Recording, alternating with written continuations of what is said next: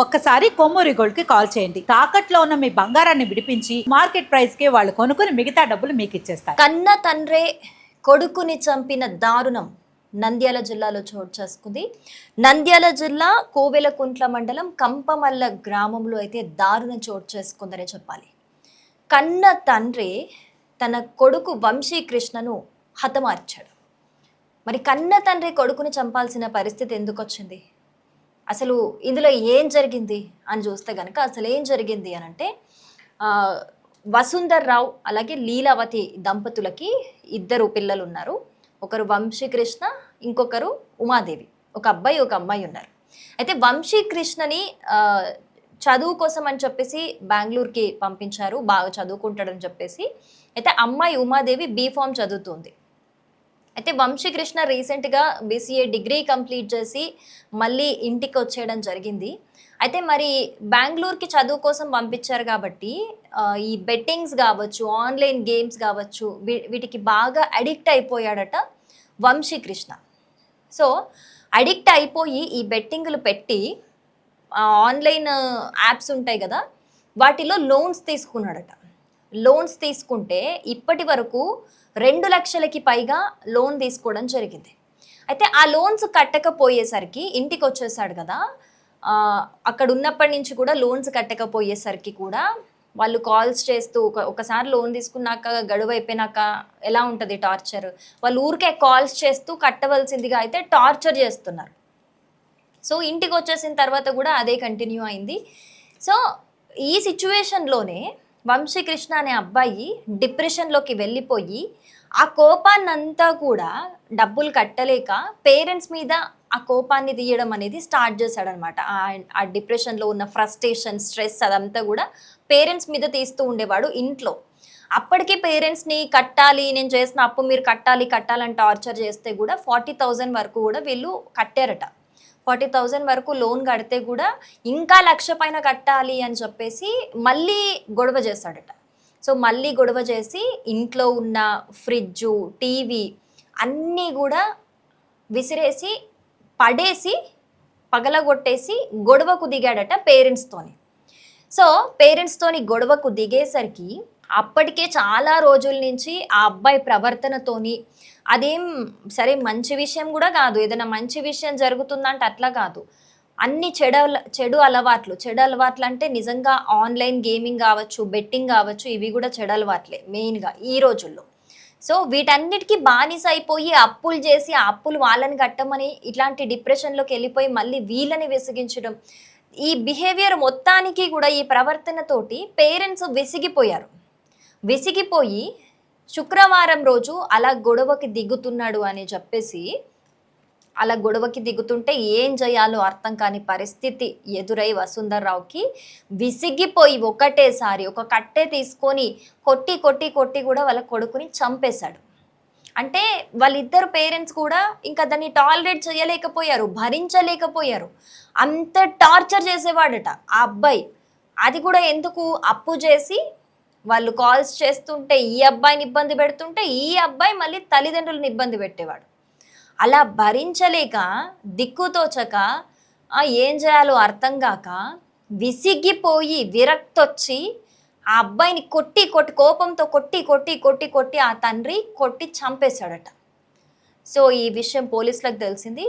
పోలీసులు అరెస్ట్ చేశారు వసుంధర్ రావుని. శుక్రవారం రోజు ఆళ్ళగడ్డ సబ్ జైలుకి తీసుకెళ్లారు, రిమాండ్కి తరలించారనమాట. కానీ ఈ కేసుని కనుక మనం పరిశీలిస్తే, క్షుణ్ణంగా చూస్తే అసలు ఇందులో తప్పెవరిది? ఆ అబ్బాయిని చంపడానికి అక్కడ ఒక తండ్రి ఆవేదన ఉంది.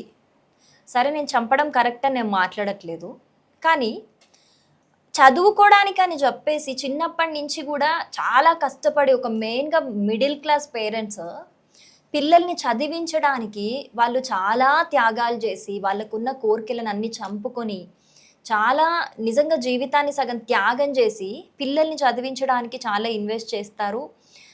దూర ప్రదేశాలకు కూడా పంపిస్తూ ఉంటారు. బాగా చదువుకుంటారు, వీళ్ళ భవిష్యత్తే మాకు ముఖ్యం, మేం బాగలేకపోయినా పర్లేదు, మేము ఏ కారం వేసుకొనో తింటాం, కానీ పిల్లల భవిష్యత్తు బాగుండాలి అని చెప్పేసి మారుమూలలో ఉన్న వాళ్ళు బెంగళూరుకో హైదరాబాద్కో ఇలాంటి ప్లేసెస్కి పంపిస్తూ ఉంటారు తెలుగు రాష్ట్రాల ప్రజలు. కానీ ఎందుకు పంపించారో కూడా మర్చిపోయి చాలామంది, నేను అందరి గురించి మాట్లాడట్లేదు, ఎవరు చేస్తున్నారో వాళ్ళ గురించి మాత్రమే మాట్లాడుతున్నా, వాళ్ళు కొన్ని అలవాట్లకు బానిసలవుతున్నారు. డబ్బులు నెల నెలా పంపిస్తూ ఉంటారు వాళ్ళు, వీళ్ళు చదువుకోవడానికి అని చెప్పేసి వీళ్ళు అబద్ధాలు చెప్పి మళ్ళీ డబ్బులు అడుగుతూ ఉంటారు. కానీ వాళ్ళు ఎంత కష్టంతో డబ్బులు పంపిస్తున్నారు, వాళ్ళకి ఎంత ఇబ్బంది అయినా వాళ్ళకు ఉన్న ఏ అవసరాలనైనా చంపుకొని ఏ విధంగా పంపిస్తున్నారు అనేది ఎవ్వరు కూడా ఆలోచించరు.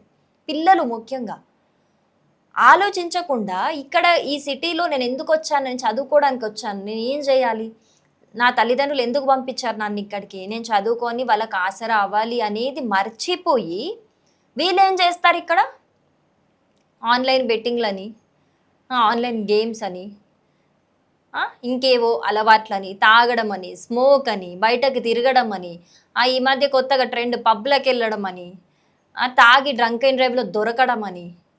ఏంటివి? ఎందుకు పంపిస్తున్నారు మిమ్మల్ని?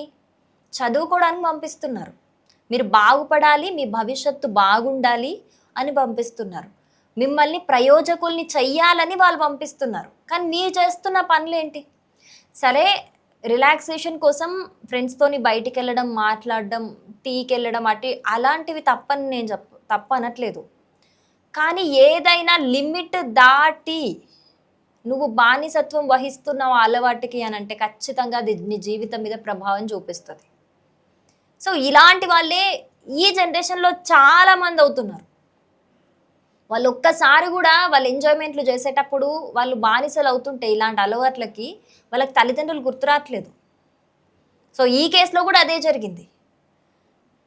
ఆన్లైన్ గేమ్స్కి అలవాటు పడిపోయి బెట్టింగ్స్ పెట్టేసుకొని మనీ అంతా లాస్ అయిపోయి ఒక అప్పు చేసేటప్పుడు ఎక్కడి నుంచి కడతారు, ఎవరు కడతారు? నిన్ను చదివిపిస్తున్న పాపానికి తల్లిదండ్రులు ఎందుకు బేర్ చేయాలి? నువ్వు చేసిన అప్పు ఎందుకు బేర్ చేయాలి? అంటే నేను కన్న పాపానికి నువ్వేం చేసినా వాళ్ళు భరించాలా? ఎంతవరకు భరిస్తారు? ఆల్రెడీ చిన్నప్పటి నుంచి వాళ్ళు చాలా కష్టపడి ఎన్నో ఒడిదుడుకులను ఎదుర్కొని మరీ నిన్ను పోషించుంటారు ఈ స్థాయి దాకా తీసుకురావడానికి. అదే ఒక ప్రెషర్ వాళ్ళకి, ఇంకా దానికి మించి నువ్వు ప్రెషర్ పెడతానంటే ఇలాంటివే జరుగుతాయి. మరి ఇంకేం జరుగుతాయి? తట్టుకునే వరకు తట్టుకుంటారు, తర్వాత ఒక లిమిట్ దాటిపోతే ఏం చేస్తారు? మరి ఇలాంటివే జరుగుతూ ఉంటాయి. అలా అని ఒక తండ్రి కన్న కొడుకుని చంపడం కరెక్ట్ అని నేను మాట్లాడట్లే, కానీ ఈ రోజుల్లో పిల్లల పద్ధతి గురించి నేను మాట్లాడుతున్నా. సో నిజంగా ఈ ఘటన చూసిన తర్వాత ఇందులో ఎవరిని తప్పనాలి, ఎవరిని ఒప్పనాలి అసలు ఏం అర్థం కావట్లేదు. కానీ వంశీకృష్ణ చేసింది 100కి 100 పాళ్ళు తప్పే. అలా అని వసుంధరరావు గారు చేసింది కరెక్ట్ అని నేను చెప్పట్లేదు. చంపడం వరకు వెళ్ళడం ఆయనది కూడా తప్పే. చంపకూడదు, ఏదున్నా చంపేంత మాట్లాడకూడదు. ఫస్ట్ ఆఫ్ ఆల్ చేసుకునేదాకా కూడా మాట్లాడకూడదు, కూర్చొని చెప్పాలి ముందు. అసలు ఈ కేసు చూసిన తర్వాత ఒక కన్న తండ్రి కొడుకుని చంపడం అనే విషయం విన్నాక, ఈ పరిస్థితి విన్నాక నిజంగా చాలా బాధ అనిపిస్తుంది. అసలు ఈ ఘటన విన్న తర్వాత అసలు మీకేమనిపిస్తుంది?